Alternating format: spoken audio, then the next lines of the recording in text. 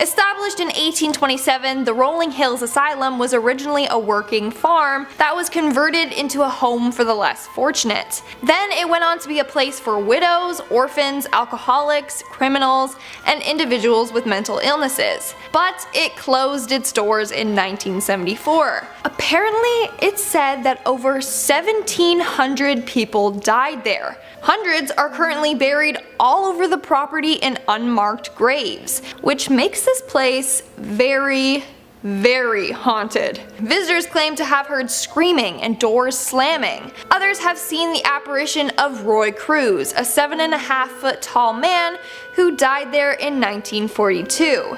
And the hospital even has something known as a shadow hallway, a hallway where you can see tons of ghostly apparitions. Moving on to number 9, we have Topeka State Hospital. The Topeka State Hospital, located in Kansas, operated from 1872 to 1997. And this hospital, much like the others on this list, has quite a dark history. So apparently in the early 20th century, a reporter visited the facility and witnessed some terrifying things. But a majority of them just sat in the hallways on a rocking chair, rocking back and forth, staring at the walls all day. That's something straight out of a horror film. In our 8th spot, we have the Trans-Allegheny Lunatic Asylum. The Trans-Allegheny Lunatic Asylum began operating in 1964 and was designed to only hold 250 patients. However, it was soon housing more than 2,400 patients, which was very problematic. The place was extremely overcrowded and patients started to become more and more violent. Soon they were starting fires and attacking the staff. In 1994, the asylum was forced to close due to a lot of violations. Now it's said that the building is haunted from the souls of the mistreated patients. In fact, the building is open to ghost tours if you want to go do some exploring. In our 7th spot, we have the Metropolitan State Hospital. Located in Massachusetts, this hospital opened in 1930 for patients with mental illnesses. But in 1980, something sinister happened that gave the hospital the nickname the Hospital of Seven Teeth. So back in 1978, a patient named Anna Marie Davey went out for a walk on the grounds, but she never returned. In 1980, the patient Melvin Wilson came forward saying that he had killed her and buried her all around the grounds. Not only that, he kept 7 of her teeth as souvenirs. Hence the nickname, the Hospital of Seven Teeth. But that's not the only bad thing to happen there. Years before this incident, in the 1960s, a bunch of patients were accidentally poisoned, but this has never been confirmed. In 1992, the hospital was closed after psychiatric care in Massachusetts became more privatized. In our 6th spot, we have Rancho Los Amigos. In 1888, Rancho Los Amigos, located close to downtown LA, was originally created to assist people living in poverty. Over time, the hospital expanded and was home to the elderly, homeless, and individuals with disabilities. But over the years, it ended up changing to become mainly a mental hospital. The hospital was in full operation until the 1950s, when it started to shut down its wards, including the mental hospital. That's when they discovered the hospital had a more dark past. In 2006, after the hospital was abandoned, a freezer was discovered in the morgue. Inside of it were mummified, amputated limbs, and brain tissue samples. Guess they didn't want to take that with them. But this makes you wonder what really went down in this hospital. The original building is now abandoned, but it has moved to another location and is now called Rancho Los Amigos National Rehabilitation Center. We are now at our 5th and halfway mark with Creedmoor Psychiatric Hospital. Back in 1912, this hospital opened up in Queens, New York for individuals that were said to be mentally ill. Most of the patients had psychosis or schizophrenia. It started off as a small institution with only 32 patients, but in 1959 it housed more than 7,000 patients. As a result, the hospital was very crowded and understaffed. Shortly after, the asylum was closed and left to rot. Making our way down the list, number 4, we have the Gangseom Psychiatric Hospital. This next abandoned hospital is named one of the most haunted places in South Korea, and one of the freakiest places in the world. In fact, it's home to tons of urban legends. One legend states that the owner of the hospital was insane and kept the patients as his prisoners. Another version of the legend states that patients at the hospital started dying mysteriously, and that's what forced the hospital to close. In reality, the hospital closed in the 90s due to unsanitary conditions and lack of funding. Apparently because of this, the owner left the country, leaving no documentation behind about this building, so it was just abandoned. But to this day, people are convinced that the hospital is haunted. In fact, thousands of people break into the hospital each year just for the chance to catch a ghost.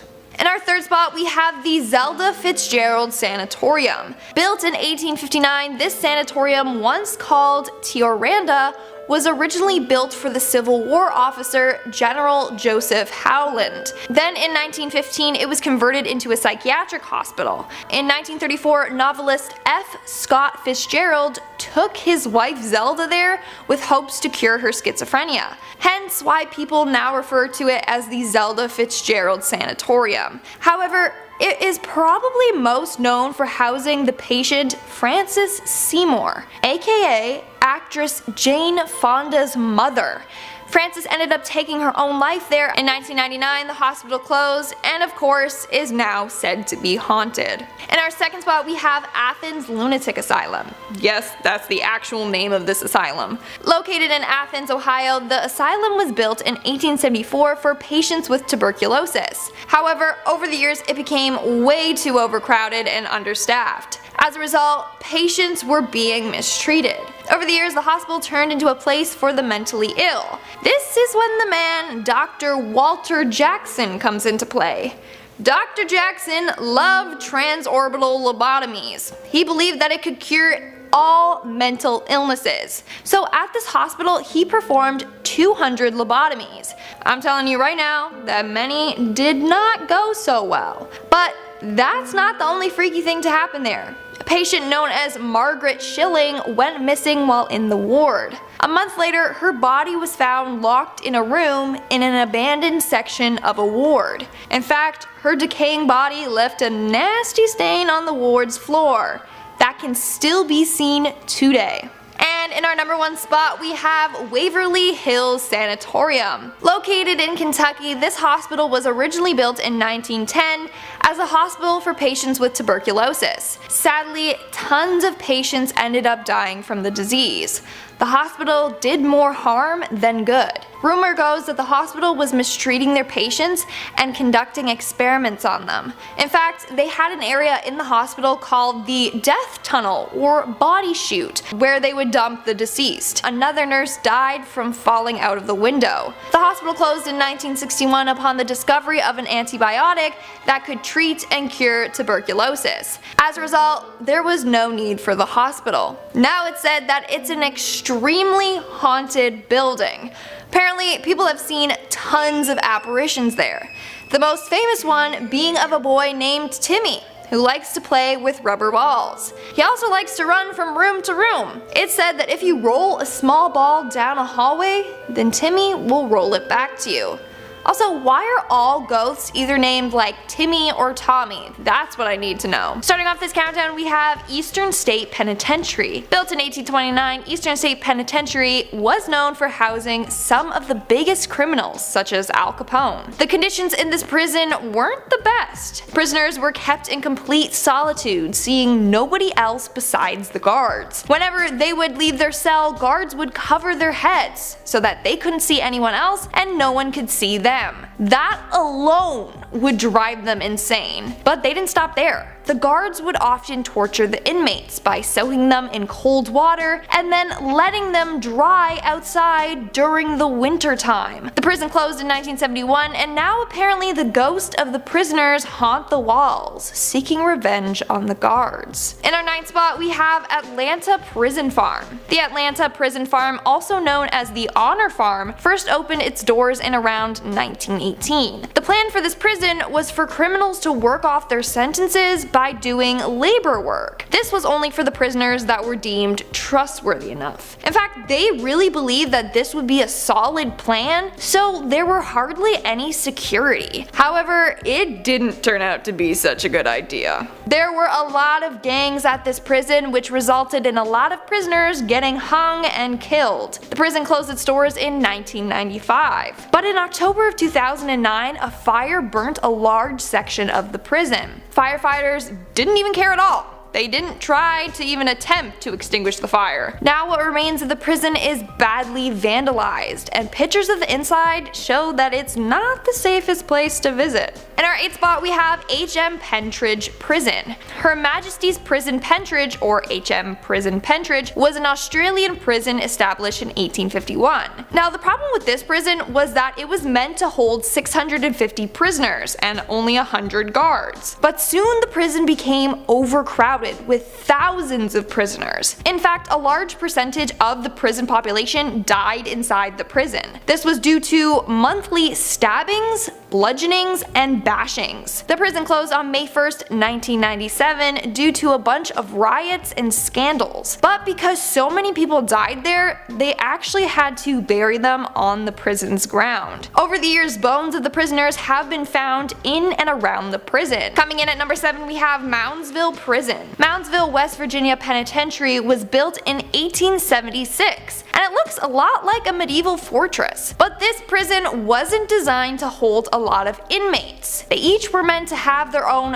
5-foot by 7-foot cell. That's extremely small. But eventually overcrowding became an issue, and up to 3 inmates were placed in one cell. 2 were on super small bunk beds, while the others slept on a mattress on the floor by the toilet. The conditions weren't the best, that's for sure. Before the prison was abandoned in 1995, a lot of death sentences were carried out there. This prison saw the worst of the worst criminals. One of the more notable inmates was Harry Powers, the Lonely Hearts Killer. He would use newspaper ads to lure lonely women to him, with ads saying that he was looking for love and marriage, but instead he would rob and kill them. Now, Tom Stiles, the caretaker of the penitentiary, said that multiple inmates would complain about the prison being haunted. So even before criminals were killed there, the prison was already haunted by other spirits. Now it's even more haunted with the ghosts of the criminals as well. Making our way down the list at number 6 we have Old Essex County Jail. Located in New Jersey, this jail was built in 1937 and has a very creepy Victorian style to it. Over the time, the prison expanded and had its own cafeteria, hospital, auditorium, and gallows in the yard. The prison closed in 1970 and now is deemed very unsafe to trespassers. Some of the floors are at risk for caving in at any second. Plus, the walls are now covered in creepy vandalism and graffiti. And inmates' files are now scattered all over the floor of the auditorium, along with empty tear gas containers and shotgun shells. So what really went on in that prison? We're now at our 5th and halfway mark with Wyoming Territorial Prison. Built in 1872, this prison is one of the oldest buildings in Wyoming. From 1872 to 1890 it was a federal penitentiary, and from 1890 to 1901 it was a state prison. But this prison faced a lot of issues. The first one being that there were a lot of jailbreaks. Within the first 2 years of operation, out of the 44 prisoners there, 11 of them managed to escape. Then over the course of the next couple of years, they struggled with overcrowding. They also had to deal with a number of ghost fires. Yeah, fires would start out of nowhere in the prison. Over the years, the prison was used less and less, and actually was under capacity. At one point, they only had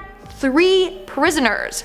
Now, the prison was famous for housing the murderer Julius Greenwald, who is said to haunt the area. In fact, he was known for being really good at rolling cigars. And if you visit the prison today, the faint smell of his cigar smoke will follow you around. Moving on at number 4, we have the Garcia Moreno Prison. Located in Ecuador, this abandoned prison is nightmare fuel. Inside of the prison, there are a bunch of haunting images that the inmates left behind. So to pass time, they would make murals or sketches on the walls. Most of them are pretty dark and gruesome, showcasing their misery from being locked up. So originally this prison was built to only hold 300 inmates, but it reached 8 times its capacity, squeezing inmates inside. They weren't living in the best conditions, and by taking a tour of the area, you can see it for yourself firsthand, if you dare. I don't recommend it. In our third spot we have Alcatraz. Of course, this is probably one of the most famous prisons in the world. Alcatraz was a maximum security federal prison built from 1910 to 1912. It first served as a prison for military prisoners, but over the years, it was known to be home of the biggest and baddest criminals. It was also known as being an inescapable prison, but the prison closed in 1963 since it was getting too costly to run.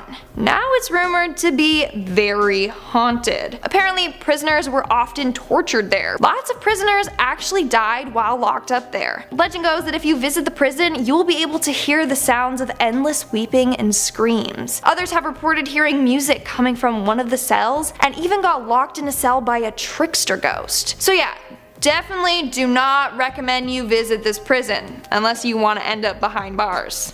Literally. Coming in at number 2 we have Port Arthur Prison. Built in 1833, Port Arthur Prison was referred to as Australia's Alcatraz. It was deemed inescapable, and it was known to house only the biggest and baddest criminals. From 1833 to 1853, Port Arthur was a place for convicted British criminals. Rumor has it that these prisoners were psychologically tortured there. It operated under the principle of isolation, silence, and control. As a result, a lot of prisoners were driven mad in solitary confinement. The prison was shut down in 1877, and then in 1895 and 1897, devastating fires destroyed some of the prison. Here's the thing, the prison and the entire land is said to be cursed. In 1997, a man named Martin Bryant killed people and wounded 23 more on the land. This massacre is considered the worst massacre in the modern history of Australia. As a result, the prison and the surrounding area is pretty much abandoned. And in our number 1 spot we have Holmesburg Prison. The Holmesburg Prison opened in 1896 and was nicknamed the Terror Dome, and you'll understand why shortly. Tons of very horrific incidents occurred at this prison. From 1938, half of the prisoners went on a hunger strike because of complaints about the food. As punishment,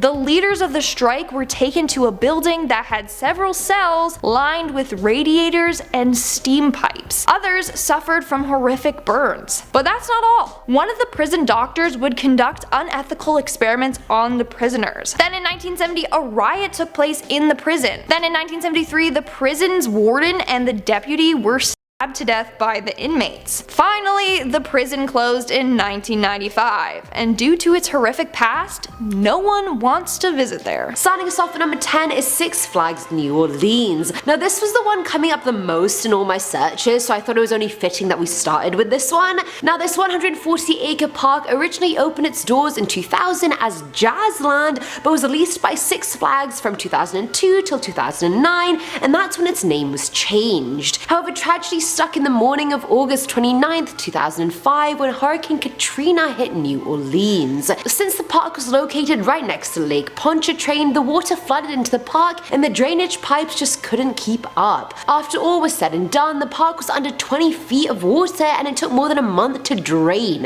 How screwed up is that? Due to the major wind and water damage, the park was closed indefinitely, and I don't think you guys realize how bad it actually was. 80% of the buildings were demolished, every single flat ride was destroyed, and the one ride that kind of survived was the Batman the Ride roller coaster. The company didn't want to rebuild the park since it was their least profitable one anyway and tried to leave their 75-year lease, but the mayor was like, nah, you have to rebuild. Either way, the park's donezo. Coming in at number 9 is Auto World. Located in Flint, Michigan, Auto World was an indoor theme park that started its operation back in 1984.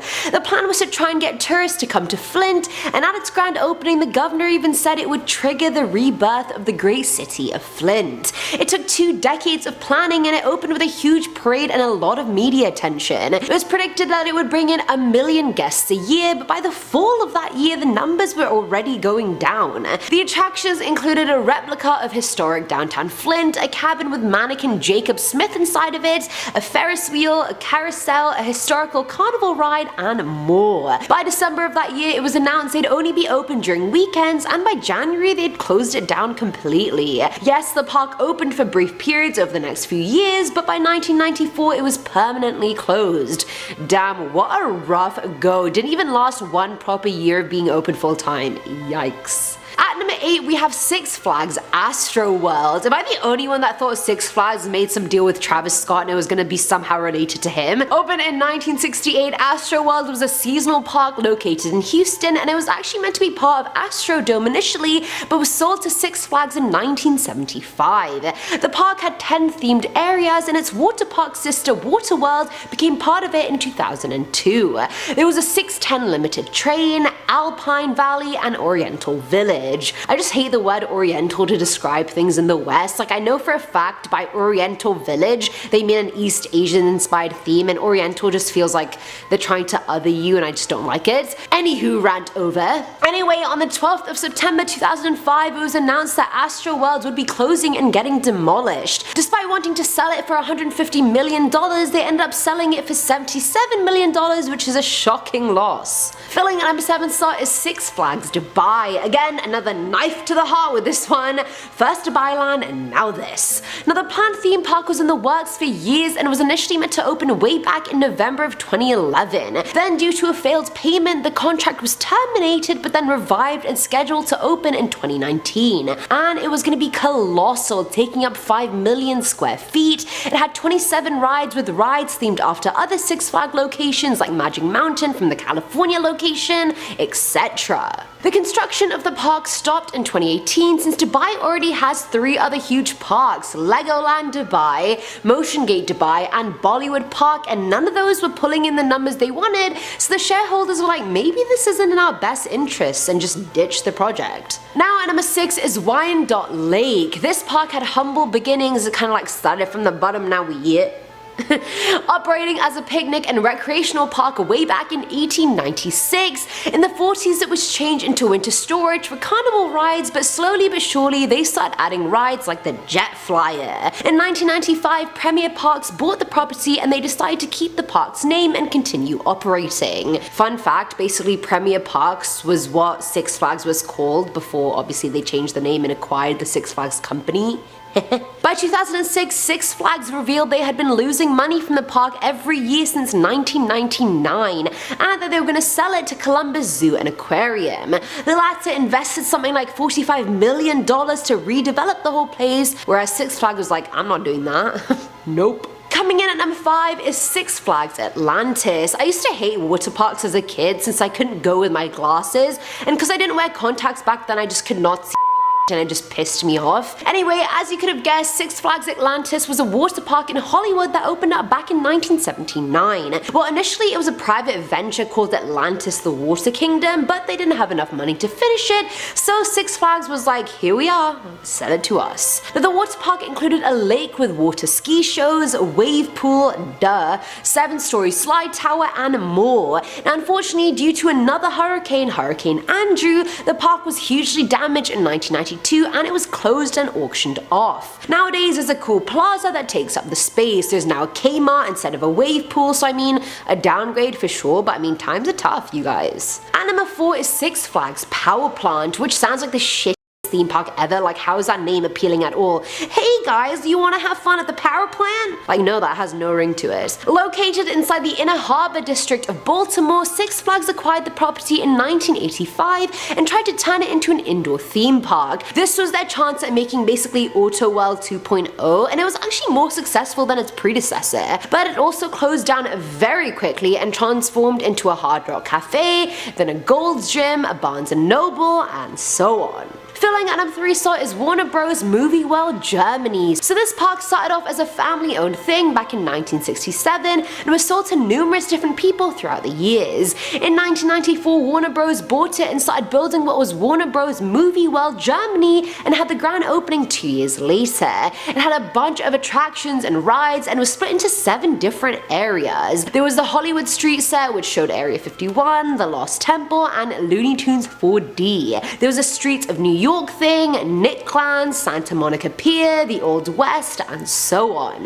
By the end of 1999, they had sold it to Premier Parks, which is again what Six Flags used to be called, but the other attractions that came in the following years made the park very unpopular. Families stopped coming, and soon even adrenaline junkies stopped coming, and that's when you know it's bad, when even they stop coming. Eventually they sold it to Star Parks and they opened it as Movie Park Germany, which is what it still currently is. Now at number 2 is Six Flags Worlds of Adventure. Initially opening at Geauga Lake in 1887, this recreation area was bought by Premier Parks in 1995 and renamed to Six Flags Ohio. Then with the acquisition of SeaWorld Ohio, the two parks became Six Flags Worlds of Adventure, and I don't even think I have to go into how problematic and bad SeaWorld is. You guys know, you've seen the documentary Blackfish, I don't have to tell you. Now the park got 20 additional new rides, including Roadrunner Express, Villain, Batman Night Flight, etc. They wanted to add rides to SeaWorld as well, but by combining the parks, SeaWorld created the biggest theme park in the world at that time. The SeaWorld side stayed the wildlife area, featuring mainly marine shows, well not really shows, more like exploitation and entrapment and depression and just not treating the animals right, but anywho. They then expanded that side further by adding Hurricane Mountain, which was the largest water slide in North America, which is ridiculous. Sadly, by 2004 they were facing high debt and sold the park to Cedar Fair, who closed down the park in September of 2007, and good riddance to those. And finally, at number 1 is Wild Waves and Enchanted Village. The park has a super long history as well, so it opened up as the Enchanted Village back in 1977 and was hugely popular in the summer in the Washington area. It had around 6 rides and took up 12 acres, but in 1984 the Wild Waves water park was built right next to it. Then in 2000, Six Flags bought it for $19.3 million, and at this point it had expanded to 70 acres with over 20 rides. They thought of splitting the park into 2 separate parks in 2016 to make more money, and it worked, but they had this whole park hopping ticket thing that was super complicated that all the customers just hated, so they were like, okay, let's not do this. In 2007, they sold the park to CNL Income Properties, and it's a good thing they did too, because in 2016 there was a drowning incident in the activity pool. Starting us off at number 10 is Dawson, New Mexico. If any of the ghost towns on this list have a tragic past, it is definitely Dawson. The mining town was bought by the Phelps Dodge Corporation back in 1906, and they're the ones who really built up the town, you know, putting in homes, facilities like hospitals, stores, a cinema, even a golf course. The city had 10 mines, and the place was booming with a population of 9,000 until disaster struck not once but twice. In 1913, Canyon Mine number 2 was shaken by an explosion in a neighboring town, and out of the 286 men who showed up to work that day, only 23 survived. Then 10 years later, Canyon number 1 had a mine car that derailed into timbers, and the electric trolley cable sparked, igniting the coal dust. A majority of the 123 men that died that day were children of men from the previous disaster. Parts of the city's population moved after each explosion, and the demand for coal also declined quite quickly. By 1950, the last mine in Dawson was closed and the whole area was sold and the structures demolished. The town was just kinda left to rot. What's especially creepy about it though is the 400 white crosses in Dawson Cemetery that symbolize the miners who died. Imagine not knowing it was an abandoned city and just going there and seeing that. Be like, huh? Coming in at number 9 is Ruby, Arizona. This mining town started operating in the year 1877, and it was quite rich in things like silver, gold, copper, lead, and zinc. Apparently the first US post office was in Ruby, which is kind of like a cute Easter egg of information. What's not cute though are the 3 double homicides that took place, aka the Ruby murders. What a plot twist, no one saw that coming. In Feb of 1920, the 2 owners of the Ruby Mercantile were shot and killed during a robbery. According to the locals and eyewitnesses, the perpetrators were Manuel Garcia and Ezekiel Lara, and it was quite easy to identify them since they were the only 2 unknown Mexicans seen in Ruby at the time. Then in August of the next year, the shop's new owners, the Pearsons, were robbed by the same group, yet their 3 daughters were somehow spared. The largest manhunt in the Southwest was still underway for these people, and a year later in July they struck again. 2 men in the gang were identified and arrested, and as they were being transported in a police car, the prisoners managed to get free and kill both of the attending officers. Despite all that, the late 20s were actually the peak of prosperity for Ruby. In the 30s, the mine was the leading zinc and lead producer in the state, but by 1940 the mine was closed down. A year later, the whole city was abandoned, but it's been kept pretty well preserved, I must say. At number 8 we have Bodie, California. Located east of the Sierra Nevada mountain range, Bodie struck gold in 1859, literally, but the hype around the town started actually growing after the Standard Company took things over in 1876. Within 3 years the population had risen to about 7,000 to 10,000 people, and there were like 2,000 buildings in the city. But by the end of the 1870s came with a savage winter which killed hundreds of people through disease and exposure. Explosions and accidents in the mine also added to the death toll. The potential of the city brought in gamblers, miners, and other corrupt businessmen. But for that reason, the town's reputation started going down. Violence was at an all-time high. Someone would get killed or robbed every day, and street fights were a daily occurrence. By 1881, it was described by Reverend F.M. Warrington as a sea of sin lashed by the tempests of lust and passion. Sounds like the Las Vegas of that time. By 1912, the city started declining as mining profits decreased as well. Within a few years, the newspaper, railway, and last mine had all closed down, and by 1915, it was a ghost town, and it was actually named a National Historic Landmark in 1961. Filling on number 7 slot is Mystic, South Dakota, and honestly, I low-key just picked this one because of its name and that it reminded me of Mystic Falls from the Vampire Diaries. So Mystic is one of the many ghost towns located in the Black Hills mountain range, and Native Americans have quite an extended history with the area. It was actually called Sitting Bull before it was called Mystic. The city wasn't even really a city. It started off as a creekside camp in 1876 and somehow survived a really long time. Mystic's post office was built by 1885, 4 years later it had a railway line, and a second one by 1906. The town started importing coal into the hills and exporting gold out of them. And the journey definitely wasn't easy. A bunch of floods happened, destroying a lot of their bridges and railway lines. The Great Depression screwed them royally. Their sawmill burned down, but they just kept bouncing back, and we like that never give up energy. I don't have it, but I like it. By the end of the Second World War, everything was going to